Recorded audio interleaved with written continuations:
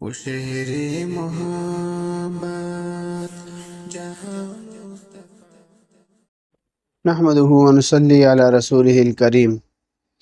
اجزائے فتویٰ۔ فتویٰ کے عام طور پر 3 بنیادی اجزاء ہوتے ہیں: تمہید، اصل جواب اور خاتمہ۔ پہلے نمبر پر تمہید، یہ ہر فتوے میں نہیں لکھی جاتی، صرف طویل یا اہم جوابات کے شروع میں ہوتی ہے۔ اس میں آئندہ ذکر کیے جانے والے حکم کا پس منظر یا ایسے فقہی قواعد یا کلی امور دیے جاتے ہیں جن پر جواب کی تفریح کی گئی ہو۔ کبھی ایسے مقدمات لکھے جاتے ہیں جو جواب کی بنیاد اور دلیل کا کام دے۔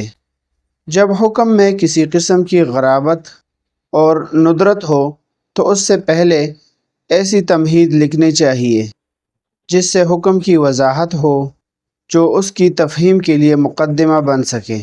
دوسرے نمبر پر اصل جواب، یہ سب سے اہم، بنیادی اور ضروری جز ہے۔ اکثر فتاویٰ میں صرف اسی پر اکتفا کیا جاتا ہے۔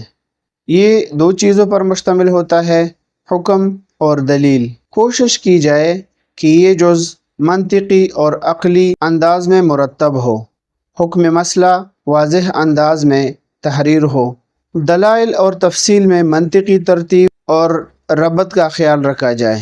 اگر سوال میں کسی کے بارے میں حق کے دلائل دیے گئے ہیں یا اشکالات اٹھائے گئے ہیں تو ان کا جواب بھی مناسب معروضی ترتیب کے ساتھ درج کیا جائے۔ تیسرے نمبر پر خاتمہ ہے۔